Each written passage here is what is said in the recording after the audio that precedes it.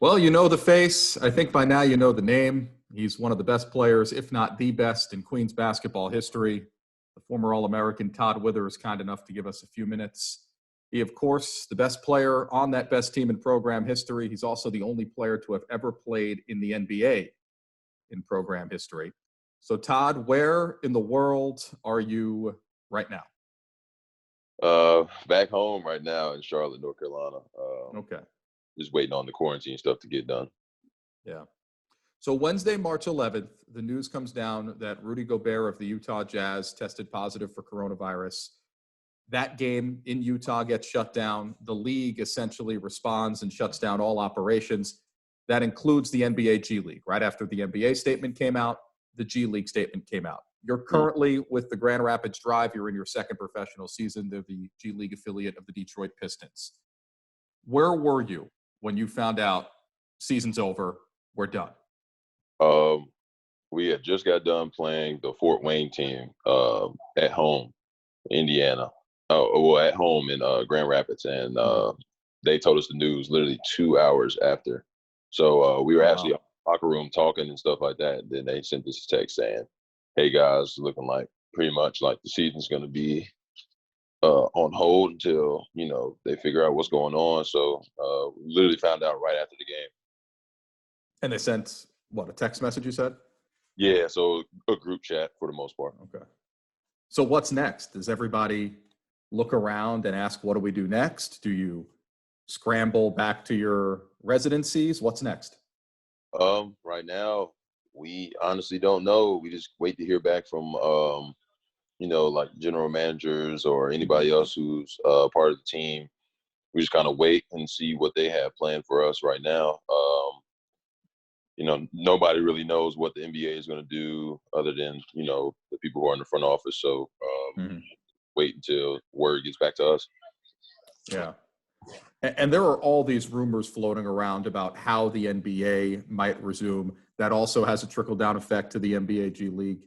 Right. Have you heard anything from your general manager, the ownership group that includes Ben Wallace, Pistons legend?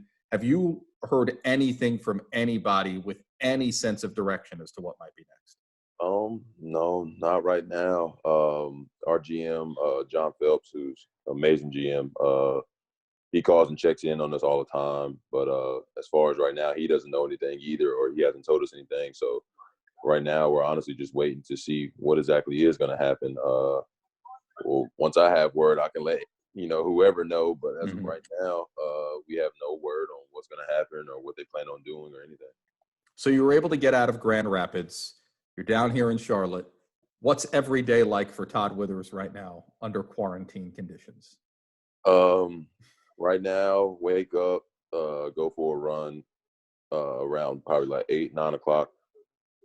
After that, come back, shower, got to get my nice quality game time in there. Probably play Call of Duty or play 2K for about an hour, 2 hours or so. And then most of the time, for the most part, we go like walk around the park or something like that. Try to get out the house for the most part. Hate being stuck inside. So try to do that. But with this quarantine stuff going on, for the most part, I'm a gamer now. Yeah. You can't practice your basketball skills at all, can you? Nah. I'll try to go out there and I'll like dribble around, or we when it first happened, I would go to the park and play a little bit or like shoot around and stuff like that. But now they have the goals tied up and stuff. So just go out there and dribble outside the driveway or something like that. But other than that, I can't really do too much. For those who are unaware, you remain pretty involved with the Queens basketball program, regularly at the Levine Center to work out during the summers. I remember you there a bunch last summer. Levine Center is closed. So, I mean, based on the current conditions and the stay-at-home order in the state of North Carolina, I can't imagine there's any basketball court that you could find unless you have one in your house. And, well, I doubt that. Yeah, definitely don't have one at home. But I mean, I heard the interview that Giannis did the other day. He doesn't even have one at home. So, yeah, I mean, we all are in a standstill. Honestly, I don't know what's going to happen as far as like conditioning wise. I try to run as much as I possibly can, but we all can't do anything, like I've seen a lot of NBA guys and stuff like that do videos from home on like indoor workouts and stuff like that, which are like amazing. But some of us don't even have weight rooms or anything to stay active and stuff like that. So we have to do body weight things and body weight workouts and stuff like that. So that's honestly all we can do right now until we figure out what exactly is going to happen. One of the reopening discussions is how long of a training camp might NBA players need? How long do you think you'll need to get back to a position where you can play 30 plus minutes a game like you had been? It'll take a hot second if I'm being completely honest. Yeah, I can imagine. I mean, running outside is totally different than running on a court.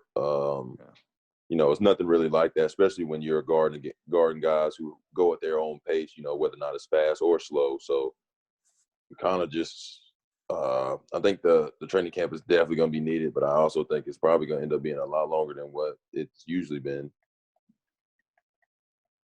Yeah, I just feel like at this point, and the G League season is slightly shorter than the NBA season. Right. You just kind of feel like at this point, the 2019-2020 season is done. Yeah. You just kind of feel that way. Yeah. Do you share that sentiment? I do. I think it's done, but at the same time, I honestly don't make that final decision. But for me, I honestly think it's actually a good idea for those guys to get back and just, once things open back up and being able to just get back in shape, because it's going to be hard for those guys to get back in shape and play a whole season with fatigue and, not being able to be in a gym or this and the other. But, a lot of those guys have different things that they can do that most G League guys can't do. They have different gyms in their houses and stuff like that. So a lot of those guys are fine, but then you got the other guys who don't have as much stuff as others. So, I feel like it's kind of a hard call, if I'm being honest. Yeah. So this past season, your numbers were up across the board from your rookie year. You averaged nearly 11 points per game, about 5 rebounds per game. That last game that you mentioned at Fort Wayne versus Fort Wayne on March 11th, 27 points, 7 rebounds. A few games before that, a career high 30 points. Defensive rating through the roof, again, near the top of the G League, as you were in your rookie season. You were playing really well. You seemed to have figured professional basketball out. Given your preseason stint with the NBA team in Detroit, given the summer league success that you'd had last summer, did you think that potentially you could be one of those guys that could get a late season 10-day call-up? Because that happens late in the year. Yeah. I was hoping, hoping and praying, honestly. Started playing really, really well. And, I feel like a lot of people start to hear more and more about me. Yeah. But, it all depends on who wants to take that chance on that D2 guy or, that guy who not too many people really know about. So, but every time I play, I go in with the hopes of, somebody sees that I'm capable of being a really, really good, player for their team. So just kind of hope that, people just see what I see or see what, see what you see or people who have been supporting me see. So, I really don't know. I would hope that I would got that 10-day for sure. Yeah. I know what was in the rumor mill amongst Queens basketball and Queens basketball alumni circles. Todd's really catching fire. And so I mentioned that because it just felt like you fall in that bucket of people in which this was pretty untimely for. Yes, sir. So what's next? Would you consider – there's always been the possibility of going to Europe. You probably could make more money right now, but the path to the NBA would be a little bit less streamlined as it would be playing in the NBA G League. Right. Consider, though, going overseas to Europe or Asia, another league, because some of those countries look as if they will be reopening earlier than the NBA and the NBA G League might be. Right. Is that a possibility for you?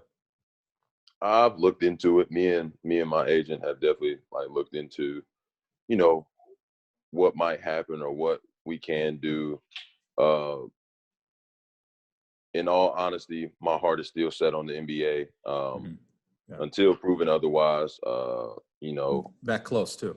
Yeah, like I feel like I got my foot in the door. So like honestly, I just want to kick it in, honestly. So until like, I know that's not gonna happen or that's not a possibility for me right now, I'm gonna stick with it. But definitely have been looking overseas, looking at those Euro teams and stuff like that, and trying to make a living for myself as well. So we look at all those aspects. You played in the preseason with the Detroit Pistons. You had one in-game appearance for about 4 minutes or so. Mm-hmm. It really was fitting. It really was perfect. It was back here in Charlotte versus the Hornets. I, like many other Queens personnel, had the opportunity to attend it, to see it, and it really was a joy for all of us. The NBA experience. First off, when you entered that game, what were you thinking? I was so nervous. I'm not gonna lie. And usually I don't really get too nervous, like in game situations and stuff like that. I was terrified. It's just like you live your whole life like dreaming, like, okay, like I want to be in the NBA and I want to do this, I want to do that, and then like you get that chance, and it's like it happens so fast. So like if you're not ready for it, you only get a certain amount of minutes. So anything can happen where you be like, oh man, like I messed up, or I didn't do this the right way, or this the right way, and like you get sent to the bench or the game's over. So I was just so nervous, but it was an amazing feeling as well. Like especially being able to know that like my coaches were there, family were there, people who have supported me since I've been at Queens and been in college, high school. It was amazing to see them there and like know that they're out there watching me, and I'm being able to do what I possibly can to make them proud. So that was a blessing. But more nervous that day, you or your mom?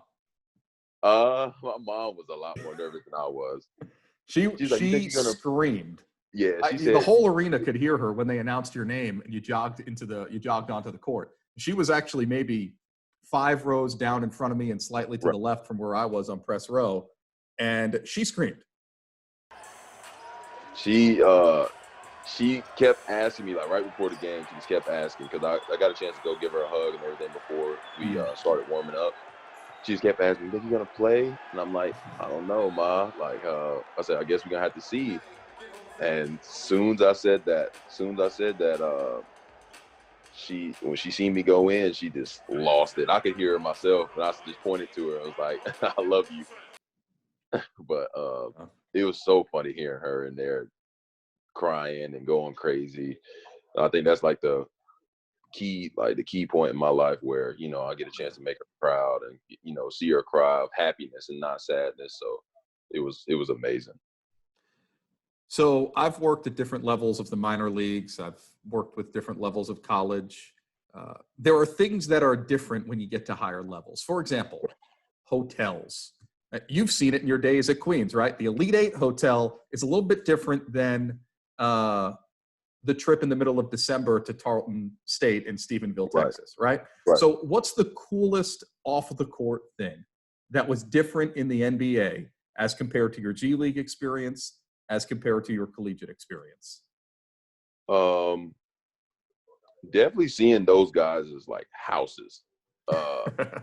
Who had the best house of your teammates? Oh, absolutely. Blake Griffin's house is ridiculous. Yeah. Like Blake Griffin, actually Andre Drummond's house is like beautiful.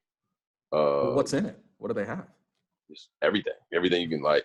It's wild. You can go in somebody's house and they have a game room just dedicated just to a whole bunch of game systems, stuff like that. Like TVs everywhere. As much food as you can possibly eat in a crib. Like it's it's amazing. Like they got their own little cooks and stuff. So it's like it's honestly wild to see. But that's definitely something that was different for me. But they were so like nice. Like all the NBA guys that I met this year were just genuinely nice, humble people. Showed me around everywhere. Like it was my first time ever going to LA, and they like took me like different places, like even to the mall, like walking around with them. Like we got a chance to go to the president's house of the team, the Pistons, Tom Gore's. Got a chance to go to his house, and like just see how they live their life is just amazing. So It's a little different. We got some Yeah. company there, Todd. yeah, my roommate. I won't keep you too much longer, but I think I know the answer to this question, but I'm going to ask this question anyway. Okay. Your 4 years at Queens, what was your favorite moment? Oh, definitely going to the tournament, for sure.